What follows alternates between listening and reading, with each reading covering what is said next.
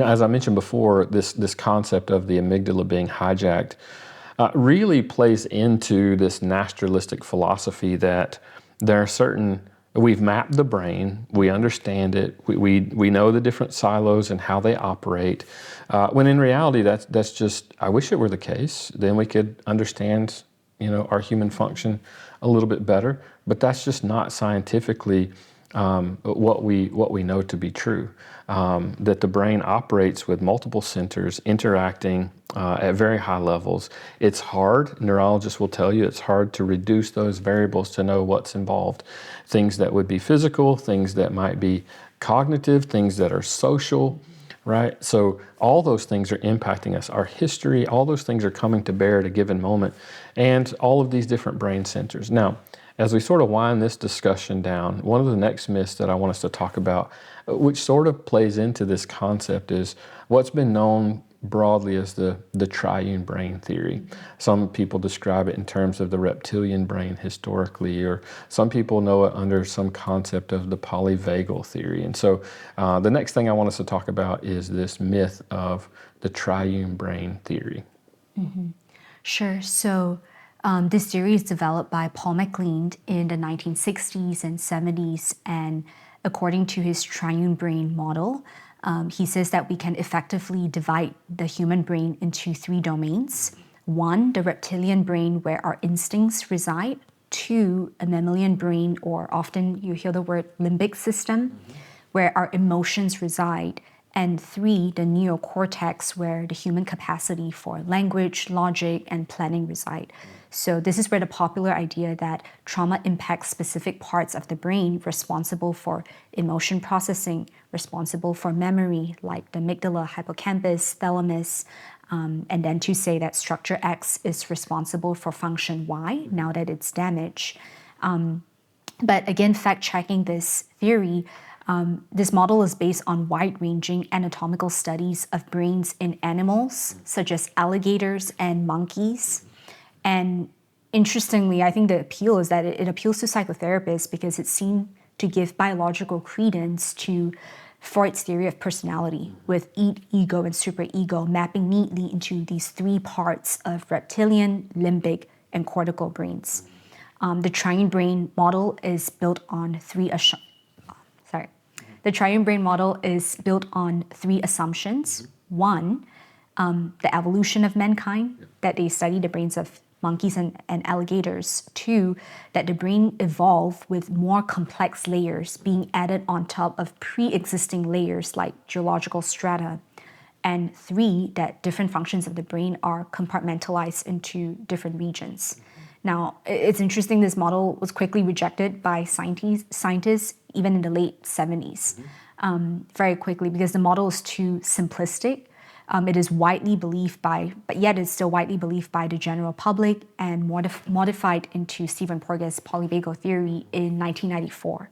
So it was, debunked in the 70s, modified by Stephen Porges with his polyvagal in 1994. And what he does is that he introduces an evolutionary perspective of the nervous system to explain behavioral problems and psychiatric problems. But biblically, we know that this evolutionary view of the human brain is antithetical to the truth that man is made in God's image after his likeness. Well, I want to break this down so that people can understand what you described as the evolutionary philosophy that's behind this conceptually. That ought to raise a red flag for us who are committed to the scriptures, who believe that we have a creator who made the world, that we're responsible for interacting in this world. We're obligated to him as well. We're responsible to him as the judge of all the earth. And yet we start talking about this triune brain theory mixed out into the reptilian, the mammalian, and so on. And when we get to this concept, that should raise this flag that says, you know what? The way that we understand that is not backed up by evolutionary philosophy. As we move forward, you talked about Stephen Porges, and I think it's really helpful to understand polyvagal. People might say, I don't know this concept of polyvagal. Well, you've heard of it, right? And let's talk about the ways that people may have heard of polyvagal and this concept without maybe ever hearing that name, because it's very easy when we start having a discussion like this that, well, I've never heard of polyvagal. How's that relevant to me? Well, the way we're hearing about it today often is in the dysregulated emotions or unregulated emotions. So talk a little bit about that conceptually and where it comes from, how it does come from this sort of evolutionary perspective in unregulated emotions. Yeah, so commonly you would hear terms like fight or flight, shutdown, or as you put it, dysregulated nervous system, or they would say affect dysregulation, emotional dysregulation, emotional numbing or freezing. That it's not just fight or flight, but now you completely freeze up because this system gets shut down. And so similar terms that they would use to describe how trauma impacts a person's sympathetic nervous system, which is part of the autonomic nervous system that's responsible for the body's fight or flight. So meaning, increasing heart rate, breathing rate, constricting blood vessels, slowing down digestion, and so on. But the idea is that now they're trying to use this explanatory science to show that, if the dysregulated nervous system in individuals remain, even after the threat has passed, then they're always going to be in this fight or flight or freeze state. Now, in terms of the scientific research, they often talk about heart rate variability to study fight or flight shutdown. And that's also known as HRV, or respiratory sinus arrhythmia. Where really HRV in simple language is that it's studying the heart rate when the person is breathing and exhaling.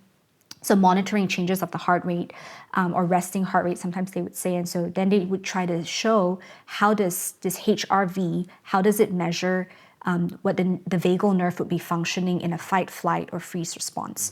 So the idea is that, or the theory is that a high HRV indicates healthy nervous system and effective emotional regulation, whereas low HRV indicates that the vagal brake has been released to increase heart rate, and without a healthy vagal brake, a person now cannot shift into their nervous state as easily.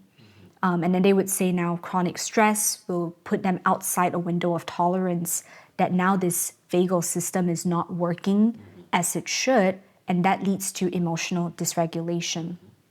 And so Stephen Porges himself, the creator of polyvagal, how he would summarize his theory in this way. So he says, quote, "It is all about understanding that our bodily state influences how we respond to the world and how we experience the world.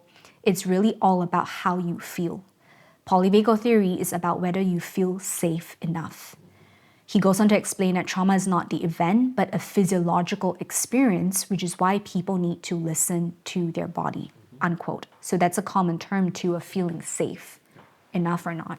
Yeah, and that concept of feeling safe in those moments really becomes the measuring stick as to whether something re-traumatizes a person, right? So a traumatic event happens, it's explained in this emotional dysregulation that, I'm in this cycle of my fight, flight, and freeze sort of being broken or paused in some way.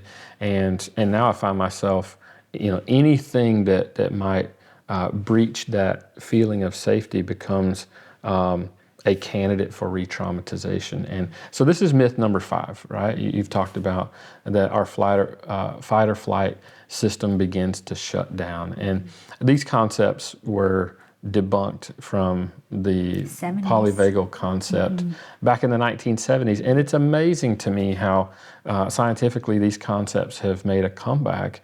Again, the 1970s, this was before we were sort of in this biological explanation. It was much more Freudian in its concept, but now we move forward past 1980 and we start getting these concepts of the biological. And it's interesting how you see some of these ideas kind of come back to life. And these things, are impacting the way that many counselors are approaching and seeing this. So I want us to be aware of these things and just to pay attention to these concepts, emotional dysregulation, and how we think about that, what quote unquote causes these things, because we start to feel pressure that, scientific evidence explains, when in reality, it's actually philosophy trying to give credence to what we think we experience. And again, that becomes quote unquote explanatory power, right? Now a person feels like their life has been explained. Oh, that makes so much sense about who I am.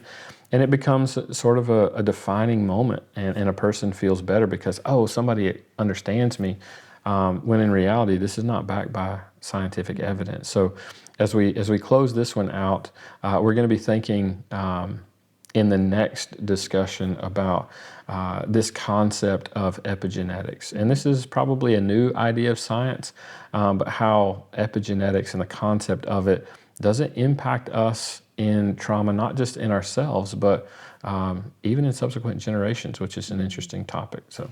And if I may, Stephen Porges himself admits that the application of his theory is merely conjecture. Yeah.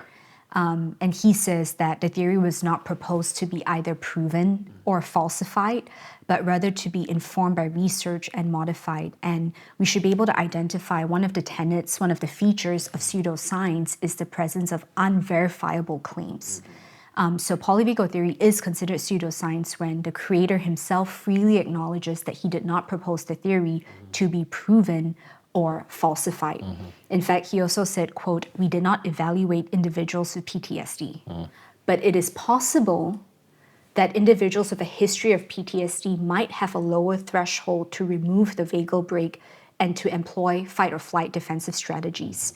Trauma not only may retune perceptions of others, making it more difficult to feel safe with others, but also may retune the neural circuits by lowering the threshold to react defensively," unquote. So here he said that we did not evaluate individuals with PTSD, and it's merely possible. And literature review by other neuropsychologists, by other neuroscientists have also critiqued his theory. In 2023, a review done by Paul Grossman, he's a respected figure in psychophysiology and psychosomatic medicine, and he says that after 30 years of polyvagal conjectures, there is a broad consensus among experts that each basic physiological assumption of the polyvagal theory is untenable. Much of the existing evidence upon which these consensus are grounded strongly indicates that the underlying hypotheses are falsified. And there is no support for the continuing polyvagal assertion that the dorsal vagal motor nucleus mediates massive cardiac movement in mammals and may be responsible for the HRV or trauma-related dissociative or emotional freezing responses. And he goes on to say, in fact, there's a substantial body of evidence to the contrary, unquote. Now, the body of evidence that he would refer to is that many individuals diagnosed with PTSD have normal or even high HRV instead of low. Even healthy individuals do not breathe uniformly at fixed frequency and depth. And sometimes environmental conditions like stress or exercise during a study may alter the respiratory tests substantially. So to say that low HRV is unique to PTSD is not true. It's also not just PTSD. It's a common finding for anxiety disorders, autism, somatic disorders like fibromyalgia, dementia, alcoholism, and more. And just to add that studies on HRV are based on cross-sectional data, sampling at one point, which means that the results do not confirm a causal theory. In 2018, a more recent longitudinal study in HRV conducted prior to trauma exposure, what they found is that resting HRV did not change over time in association with PTSD. So this is strong scientific consensus that the polyvagal theory is untenable.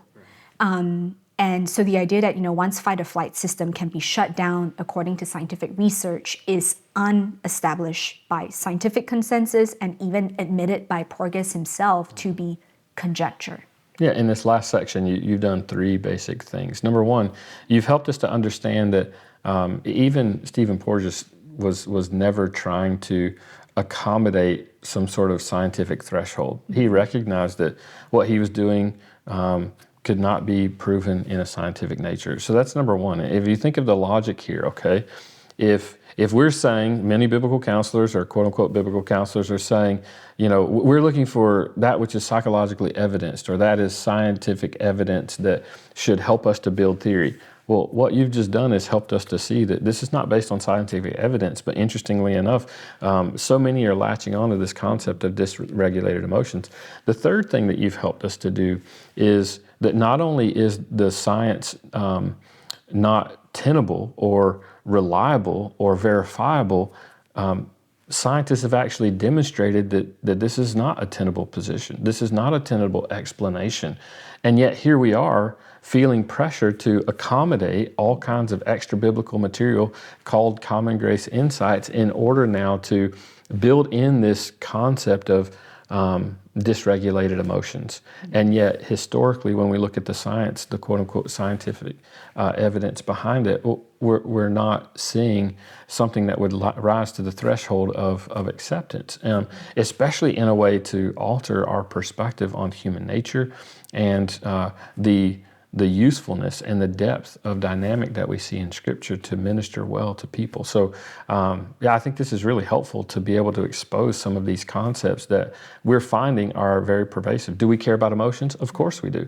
But when we start thinking about emotions according to this polyvagal concept or dysregulated emotions, with all the scientific language that's here, you've looked at and uncovered some rocks that say, hey, this is not something that's tenable and not something we should be, abandoning what Scripture says about humanity and our suffering in order to run to these concepts, just in the name of scientific progress. Yeah, emotions cannot be reduced to physiology.